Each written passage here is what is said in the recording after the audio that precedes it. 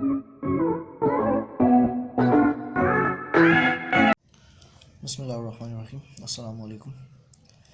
आज के इस लेक्चर में हम प्रोपोर्शन के टॉपिक देखेंगे। प्रोपोर्शन क्या होता है और इसके अलावा कुछ एग्जांपल्स करेंगे इससे रिलेटेड हम। तो आइए स्टार्ट करते हैं। जैसे कि प्रीवियस लेक्चर में हमने देखा कि 1:2 इज़ इक्वल टू 2:4। ये दो रेशोज़ हैं, ये आपस में दोनों इक्वल हैं। ये रेशोज़ आपस में इक्वल हैं, हम कह सकते हैं कि ये इक्वल है। उसकी वजह हमें पता है कि ये 1 है और ये इसका दुगना है 2। इसी तरह ये 2 है और ये इसका दुगना 4 है। तो आपस में इनका जो रिलेशन है वो ये है कि ये आपस में 2 टाइम्स है, एक दूसरे का दुगना है। एक हाफ़ है दूसरा डबल है, एक हाफ़ है दूसरा डबल है। तो इस वजह से हम कह सकते हैं कि ये दोनों इक्वल रेशो है। तो ये जो इक्वलिटी होती है इसी को कहते हैं प्रोपोर्शन। दो रेशो को आप इक्वल कर दें, ये दो रेशो जो आप इक्वल हों, आपको दरमियान में इक्वल साइन डाल के लिख दें, तो उसको हम कहते हैं ये प्रोपोर्शन है। अब इसकी डेफिनेशन क्या हुई प्रोपोर्शन की? The relation of equality of two ratios is called proportion. कि दो रेशोज़ हैं आपके पास, वो इक्वल हैं, आपने इक्वल करके लिख दिया, तो ये जो सारा रिलेशन बन गया इसको हम कहते हैं प्रोपोर्शन। और इसका साइन अगर दो इक्वल हों तो आप उसको प्रोपोर्शन में लिखें, तो प्रोपोर्शन इक्वल की जगह आप प्रोपोर्शन का साइन डाल दें। ये है प्रोपोर्शन का साइन, ये 4 डॉट आप डाल दें, ये प्रोपोर्शन का साइन है। तो मैं एक और एग्जांपल लेता हूँ। For example let cost of 1 cap is equal to 25। अगर एक कैप की प्राइस है 25 रुपीज़, तो कॉस्ट ऑफ 2 कैप्स कितनी हो जाएगी? 50 हो जाएगी। अब इनको हमने रेशो में लिखना है, इन दोनों को, कैप्स को और रुपीज़ को। इनको जब हम रेशो में लिखेंगे तो कैप्स के दरमियान क्या रेशो है? पहली कैप 1 कैप है, फिर 2 कैप है, ये 1:2 आ जाएगा। और दरमियान में हमने लिखना है इक्वल का साइन, हम बीच में डाल देंगे। तो अब इनका आपस में क्या प्रोपोर्शन है? रुपीज़ का 25 और 50 का प्रोपोर्शन रेशो है 25 और 50। तो ऐसे हम इनको लिख सकते हैं। अब हमने देखना वाकई में इक्वल हैं, तो 1:2 है, 5:50 है। और देखें ये इक्वल हैं, उसकी वजह, हाँ, ये दोनों डबल, ये इसके डबल है 1 और यहाँ पे 2 हो जाता है, और 25 और 50 ये इसके डबल हो जाता है। तो दोनों रेशोज़ इक्वल हैं। जब इक्वल हैं तो हम इनको ऐसे लिख सकते हैं 1:2, इक्वल की जगह हम प्रोपोर्शन डाल देते हैं, और 25:50 इसको यूँ लिख सकते हैं। अब इसके जो होते हैं ये लास्ट वाले जो ये दरमियान वाले दो एलिमेंट्स होते हैं, ये वाला नंबर और ये वाला नंबर, प्रोपोर्शन के दोनों साइडों पे, इनको कहते हैं हम मीन्स। ये दरमियान वाले दोनों नंबर मीन्स होते हैं, और ये एंड वाले जो होते हैं इनको कहते हैं एक्सट्रीम्स। दरमियान वाले दोनों नंबर मीन्स होते हैं और ये एंड वाले होते हैं, ये होते हैं एक्सट्रीम्स। अब अगर हमने चेक करना हो कि कोई भी दो रेशो गिवन हो, जैसे ये रेशो है और ये रेशो है, हमें चेक करना है कि क्या ये वाकई इक्विवेलेंट रेशोज़ हैं, दोनों रेशोज़ इक्वल हैं। एक तो मैंने आपको बता दिया कि आप इसको देख लें कि 1:2 के इक्वल आ जाता है, और 1:2 का डबल है, और 50:25 का डबल है।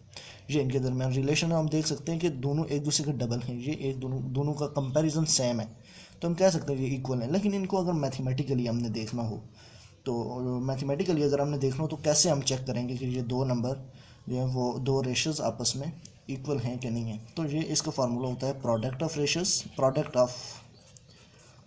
Of means equal to product of extremes. Product of means equal to product of extremes. अब ये और ये दोनों मीन्स हैं, इसको आपस में मल्टीप्लाई कर दें, equal to product of extremes ये हैं 1 और 50, इंटू 50 को आपस में मल्टीप्लाई कर दें, इनका प्रोडक्ट कर दें। अब ये दोनों अगर इक्वल आ जाते हैं, हम कहेंगे ये रेशो और ये रेशो दोनों इक्वल रेशोज़ हैं। तो इनको मल्टीप्लाई कर दें, 25 2 50 इज़ इक्वल टू 51 50, दोनों सेम आ गए। तो इसको हम कह सकते हैं कि ये इक्वल रेशोज़ हैं, ये दोनों इक्वल रेशोज़ हैं। ठीक, तो ये हम इसको कह सकते हैं। अब एक और बात जो इसके बाद कि अगर हमें ऐसे गिवन हो कि A/B is proportional to B ratio C. अब इसमें क्या स्पेशल चीज़ है कि इसके दोनों जो दरमियान के एलिमेंट्स हैं दोनों सेम है, ये बी है ये भी बी है, दोनों सेम है, एंड पे जो मर्जी हो दरमियान मीन्स इसके सेम है। तो ऐसी जो प्रोपोर्शन होती है इसको कहते हैं मीन प्रोपोर्शन,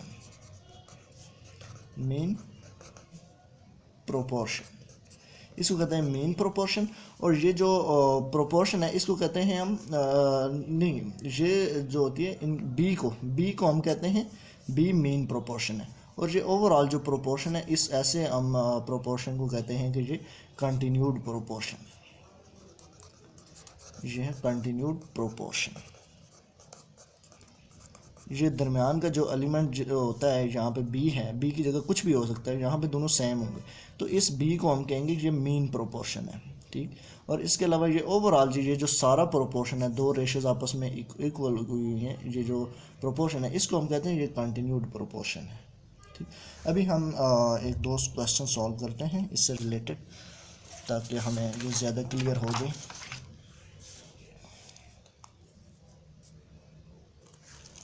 तो मैं एक क्वेश्चन लेता हूँ। क्वेश्चन है फाइंड द, हाँ नहीं, मेरे पास टू रेशोज़ हैं, 2:5 and 6:15।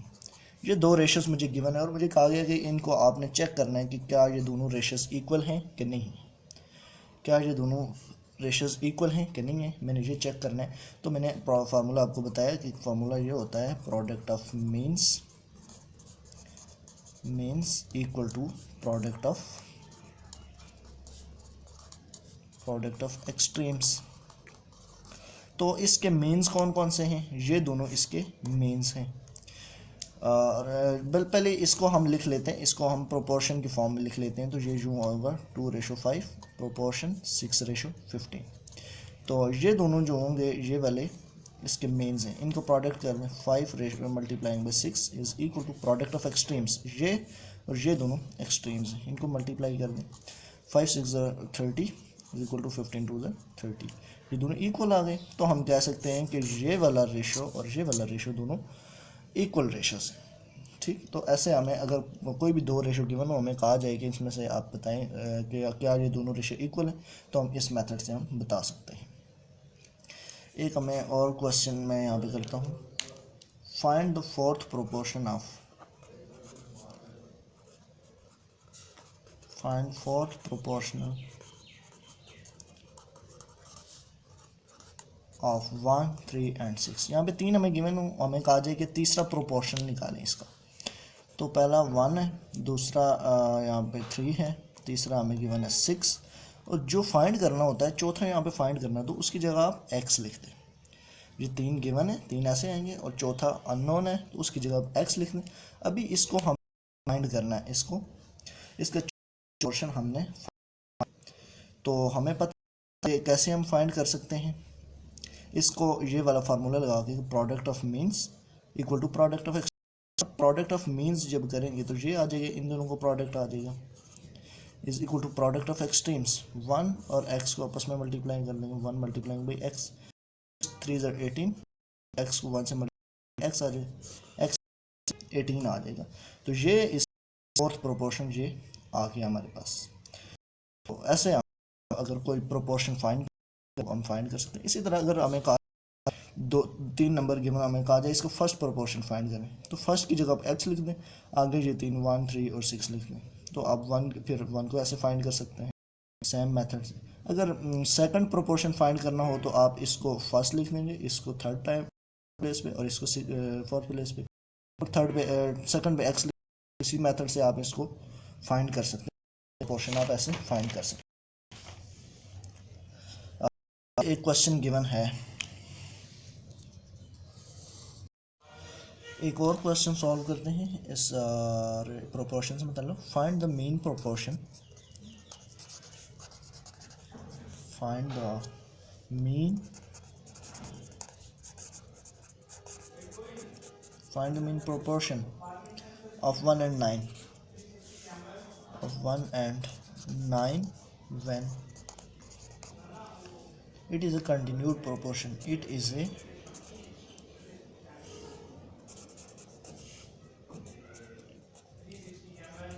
When it is a continued proportion. तो मुझे गिवन है कि आपने मीन प्रोपोर्शन इसके फाइंड करें और 1 और 9 जो हैं ये दो कंटिन्यूड प्रोपोर्शन है। कंटिन्यूड प्रोपोर्शन और मीन प्रोपोर्शन मैंने आपको बताया हुआ है कि अब ये 1 और 9 आ जाएगा, यहाँ पे ये आ जाएगा और ये रेशो आ जाएगी। 1 और 9 ये दो गिवन है, इनका मीन प्रोपोर्शन फाइंड करना और है भी ये कंटिन्यूड प्रोपोर्शन। कंटिन्यूड प्रोपोर्शन और मीन प्रोपोर्शन क्या होते हैं कि ये मतलब हमने मीन प्रोपोर्शन फाइंड करना है, कंटिन्यूड का मतलब है इसके दरमियान में सेम चीज़ है। तो यहाँ ये अगर फाइंड करना है तो इसके सेम दरमियान में सेम चीज़ हम एक्स लिख देंगे, इधर भी एक्स इधर भी एक्स। अब ये बन गया है कंटिन्यूड प्रोपोर्शन, क्योंकि कंटिन्यूड में क्या होता है दरमियान में दोनों सेम आते हैं, ठीक है। और मीन प्रोपोर्शन, ये एक्स को ही हम मीन प्रोपोर्शन कहते हैं, मैंने पीछे बताया भी था जब हम डेफिनेशन कर रहे थे इसकी। तो ये यहाँ पे हमने एक्स फाइंड करना है। अब ये है कि अब हमने फाइंड करना है, इस एक्स को फाइंड करेंगे तो हम वही फार्मूला लगाएंगे कि प्रोडक्ट ऑफ मीन्स, ये जो हैं ये मीन्स हैं और ये वाले दोनों एक्सट्रीम्स हैं। प्रोडक्ट ऑफ मीन्स क्या आ जाएगा, X multiplying by X is equal to product of extremes क्या आ जाएगा, 1 मल्टीप्लाइंग बाई 9। अब यहाँ पे एक क्वेश्चन है जो कि आप कर सकते हैं कि हम इनको इक्वल क्यों करते हैं। वो तो इक्वलिटी की कंडीशन है कि product of means equal to product of extremes, ये तो इक्वलिटी का फार्मूला है। हम इसको यहाँ पे क्यों करते हैं, क्यों ये क्या ये इक्वल है प्रोपोर्शन रेशोज़ दोनों आपस में। देखें जब रेशोज़ दोनों इक्वल होती हैं तब हम उसको फार्मूला लगा के चेक करते हैं ना, product of means equal to product of extreme. तो इसका जवाब है कि हाँ बिल्कुल ये दोनों इक्वल हैं, और जब भी प्रोपोर्शन लिखा हो इसका मतलब है कि दोनों रेशोज़ आपस में इक्वल हैं, क्योंकि रेशो प्रोपोर्शन जो होती है वो उनकी इक्वलिटी को ही डिनोट कर रही होती है। तो ये अंडरस्टूड है, जब भी प्रोपोर्शन गिवन हो तो वो अंडरस्टूड होता है कि राइट साइड पे और लेफ्ट साइड पे दोनों जो प्रोपोर्शंस हैं वो रेशोज़ हैं वो आपस में इक्वल हैं। तो इस वजह से ये फार्मूला लगाते हैं। अब इनको मल्टीप्लाई करेंगे तो एक्स स्क्वायर आ जाएगा इक्वल टू 9 1 ज़र 9। अब दोनों इस एक्स स्क्वायर को हमने ख़त्म करना है, हमें चूँकि एक्स की वैल्यू चाहिए तो टेकिंग अंडर रूट, ये अंडर रूट साइन मैंने लिखे ऑन बोथ साइड्स, दोनों साइडों से अंडर रूट ले लेंगे हम।